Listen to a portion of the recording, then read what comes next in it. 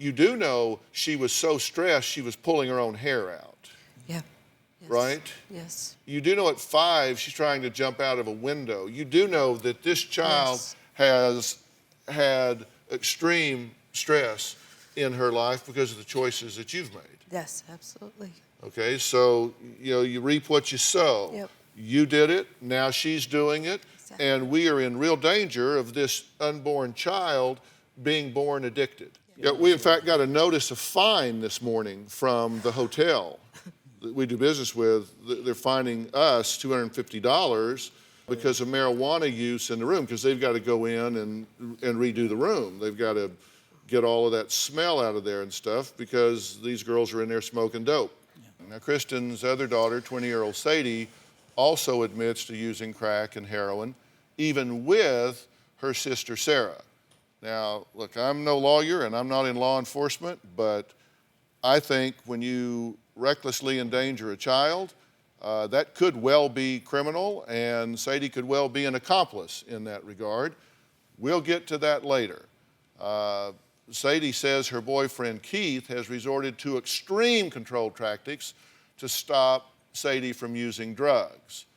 He padlocks her in the house, screws the window shut, and monitors her every move with a security camera. By the time I turned 17 years old, I was a full-blown addict.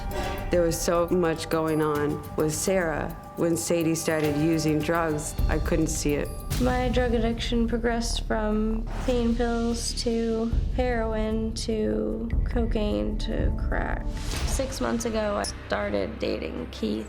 When I moved into his home, I became pretty much a stay-at-home mom to his daughter. I would care for her when I was high on heroin. When I first met Keith, he didn't know about my drug use. I started to notice money missing. I took his debit card and I would take hundreds of dollars a week. She had taken at least $1,000 out of my pocket while I was sleeping. I hold not only Sadie accountable, but her sister Sara as well. They'd go to the drug dealer, buy some crack or cocaine or some prescription drugs. This has made me totally lose trust in Sadie. I went out and bought padlocks so I could lock Sadie in my house. I went out and bought a safe to put my money in.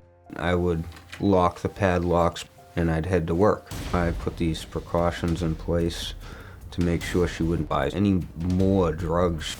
I haven't touched any drugs in about 2 weeks. Sadie last smoked crack last night. She's sick. She's gonna die. I've dug myself into a pretty big hole, and eventually I'm just gonna be buried alive and there's no way out. Do you have a story or a question for me? Click the link in the description and tell me what in the world is going on.